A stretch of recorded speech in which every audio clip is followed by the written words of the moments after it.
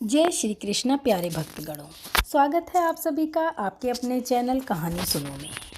आज हम सुनेंगे सूर्यदेव और उनकी पत्नी संज्ञा की कथा, जो कि एक पौराणिक कथा है और पुराणों में भी इसका वर्णन मिलता है। देवलोक के शिल्पकार विश्वकर्मा की एक पुत्री थी, उनका नाम था संज्ञा। वह दिन भर तपती धूप में खेला करती थी। सूर्य की तेज किरणों का जैसे उन पर कोई असर ही नहीं होता। संज्ञा जब बड़ी हुई तो एक दिन विश्वकर्मा और उसकी पत्नी ने संज्ञा को बड़े मुग्ध भाव से सूर्य को निहारते हुए देखा। यह देख विश्वकर्मा बोले, देवी, ऐसा लगता है कि हमारी बेटी सूर्य पर मोहित हो गई है। देख रही हो कितने मुग्ध भाव से सूर्य की ओर ताके जा रही है। मुझे भी लगता है स्वामी, विश्वकर्मा की पत्नी ने उत्तर दिया। सूर्य के सौंदर्य के प्रति संज्ञा का आकर्षण उसकी आयु के साथ बढ़ता ही चला गया। एक दिन विश्वकर्मा उसे अपने साथ हाथी पर बैठाकर सैर को निकले। अपनी पुत्री को सूर्य की ओर निहारते देख उन्होंने पूछ लिया, बेटी, अब तुम छोटी नहीं रही, सोचता हूँ जल्दी ही तुम्हारा विवाह कर दूँ। बताओ किस देव को तुम चाहती हो। पिताजी, आकाश में सूर्य से बढ़कर कोई तेजस्वी नहीं है, संज्ञा ने उत्तर दिया। ठीक है, हम सूर्य के साथ ही तुम्हारा विवाह करा देते हैं, विश्वकर्मा बोले और अपनी पुत्री को लेकर सूर्य के पास पहुँचे। उन्होंने अपनी पुत्री की इच्छा सूर्यदेव को बताई तो उन्होंने उनका प्रस्ताव सहर्ष स्वीकार कर लिया। बोले, आपकी पुत्री मेरे साथ विवाह करना चाहती है, यह मेरे लिए सौभाग्य की बात है, पर इससे यह तो पूछ लो कि क्या यह मेरा ताप सहन कर पाएगी। विश्वकर्मा संज्ञा को एक ओर ले गए और उससे पूछा, सूर्यदेव का उत्तर तुमने सुन लिया बेटी, अब बताओ सहन कर लोगी हर ऋतु में उनका ताप, उनके अंदर जो तपन है। हाँ पिताजी, संज्ञा ने बड़े ही विश्वास के साथ उत्तर दिया। कुछ ही दिन बाद संज्ञा का विवाह सूर्यदेव के साथ हो गया। संज्ञा सूर्यदेव के साथ उनकी लोक को चली गई। पति के साथ संज्ञा के दिन सुखपूर्वक बीतने लगे। फिर उनके यहाँ एक पुत्र पैदा हुआ जिसका नाम रखा गया मनु। अनेक ऋषि मुनि बालक मनु को आशीर्वाद देने आए। यह बालक ज्ञानियों में भी ज्ञानी होगा। ऋषियों ने ऐसी भविष्यवाणी की। आशीर्वाद सच निकला। जब वह कुछ बड़ा हुआ तो ऋषि मुनियों से शिक्षा ग्रहण करने गया। सूर्यदेव और संज्ञा को अपने बेटे पर बहुत ही गर्व था। वे बहुत ही प्रेम से अपने बेटे का लालन पालन करते थे। अचानक एक बार ग्रीष्म ऋतु में सूर्य की किरणें बहुत ही प्रखर हो गईं। उनका तेज अपनी चरम सीमा पर पहुंच गया। संज्ञा की चमड़ी झुलसने लगी। सूर्यदेव ने उसे अपने पास बुलाया और वह अपने आंखों पर हाथ रखकर अपने पास पहुंची। सूर्यदेव बोले, संज्ञा मेरी ओर देखो, तुमने अपनी आंखें क्यों ढक ली हैं? नेत्र खोलो और मेरी ओर देखो, मैं तुम्हारा पति हूँ। स्वामी, आपके ताप से मेरी आंखें खुल नहीं पा रही हैं, संज्ञा ने उत्तर दिया। इसका अर्थ तो हुआ कि तुम मुझे अपने से दूर कर रही हो। विवाह के पूर्व ही मैंने तुमसे पूछा था कि क्या मेरा ताप सहन कर पाओगी।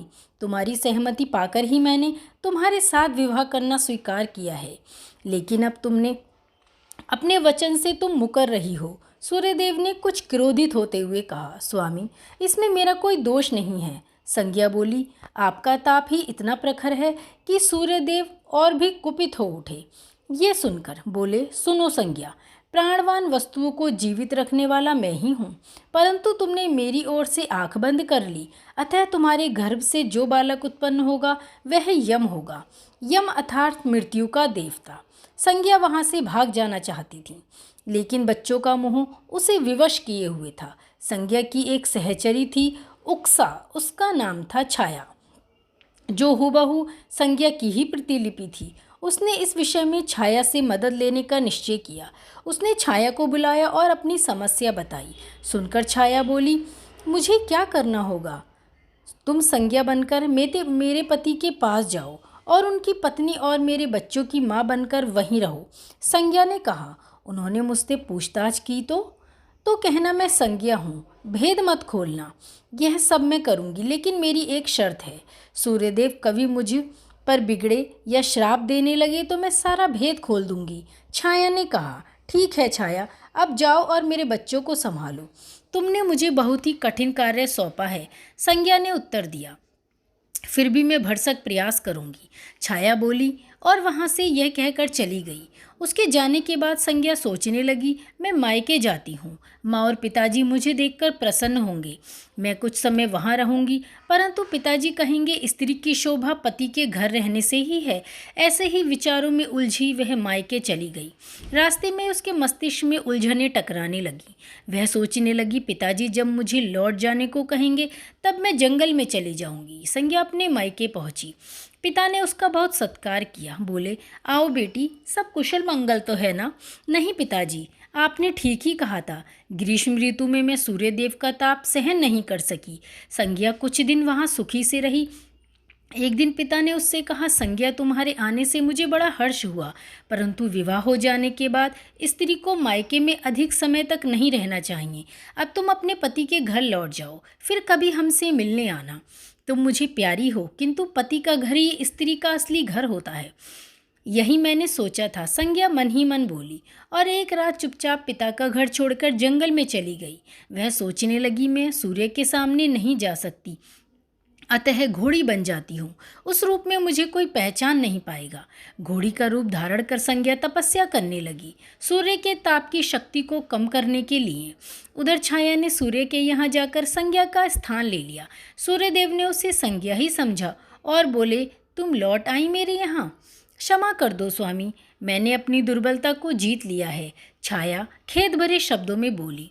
संज्ञा, मैं तो कब का तुम्हें क्षमा कर चुका हूँ, अब घर की जिम्मेदारी संभालो, बच्चों का लालन पालन करो, सूर्यदेव ने कहा। छाया ने कक्ष में लेटे दोनों बच्चों पर निगाह डाली और घर की जिम्मेदारी संभाल ली। छाया इस घर में सुखी थी। वह प्राय सोचा करती, बेचारी संज्ञा, कितना अच्छा घर त्यागना पड़ा उसे, क्या वह कभी नहीं लौटेगी? समय पाकर छाया को एक पुत्र हुआ। पुत्र पैदा होने के बाद वह कुछ चिंतित रहने लगी। मुझे यह नहीं भूलना चाहिए कि मैं संज्ञा की ही छाया हूँ। छाया ने एक पुत्र और एक पुत्री को जन्म दिया। वह छाया का व्यवहार बदलने लगा। वह अपने बच्चों से तो प्यार करती, लेकिन संज्ञा के बच्चों को ताड़ने और उनके साथ दुर्व्यवहार करने लगी। मनु ने तो विमाता के व्यवहार को नज़रअंदाज कर दिया, लेकिन यम को उसका व्यवहार खटकता रहा। माता छाया का यमुना बहन के साथ ऐसा व्यवहार करना उचित नहीं। वह अपने बच्चों के साथ तो कितना अच्छा व्यवहार करती है, हम भाई बहन से नफरत क्यों करती है? एक दिन तो हद हो गई।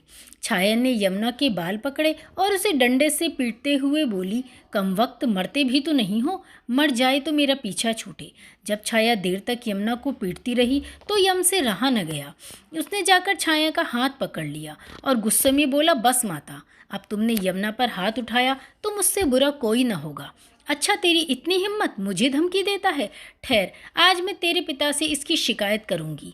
छाया क्रोध से सिहर उठी।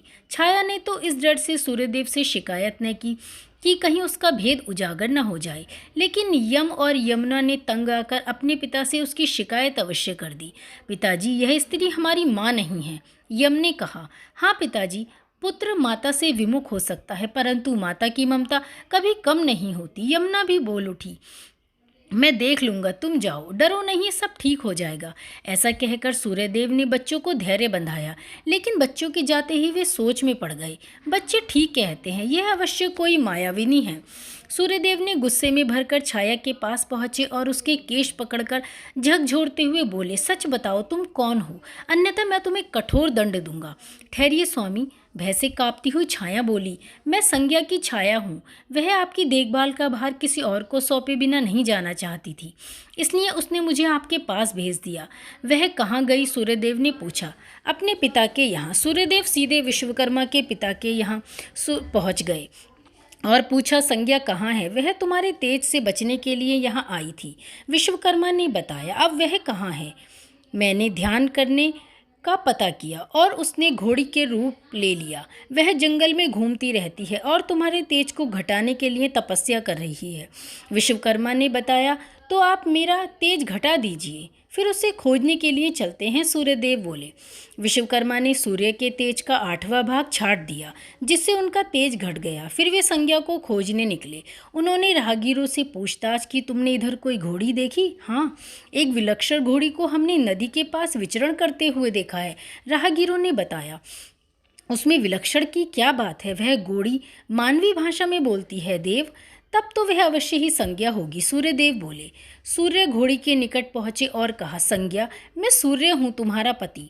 अब यह घोड़ी का रूप त्याग दो। जब तक मेरी मनोकामना पूरी न होगी मैं यह रूप नहीं त्यागूंगी। घोड़ी बनी संज्ञा ने उत्तर दिया। तुम्हारी मनोकामना तो पूरी हो गई है, सूर्य ने कहा। सूर्यदेव ठीक कहते हैं बेटी, विश्वकर्मा बोले। पिताजी के आश्वासन पाकर संज्ञा ने अपना घोड़ी वाला रूप त्याग दिया और अपने स्वाभाविक रूप में आ गई। वह हर्ष और विभोर से अपने पिता से लिपट गई और फूट फूट कर रोने लगी। फिर उसने झुककर सूर्यदेव के पांव छुए और पूछा, स्वामी, हमारे बच्चे सकुशल हैं ना? हाँ, दोनों बच्चे ठीक हैं। मनु, यम और यमुना को अब फिर से माँ मिल जाएगी। सूर्यदेव ने मुस्कुराकर कहा, मैं अब कभी भी अपना घर का त्याग नहीं करूंगी। संज्ञा बोली, आप छाया को क्षमा कर देना और आपके साथ ही रखना। दोनों का मिलन देखकर विश्वकर्मा ने भी अपना आशीर्वाद प्रदान किया। जाओ और सदा सुख और शांति से रहो। सूर्यदेव और संज्ञा सूर्यलोक पहुंचे और छाया और बच्चों के साथ आनंद पूर्वक रहने लगे। जय श्री सूर्यदेव की जय, संज्ञा माता की जय।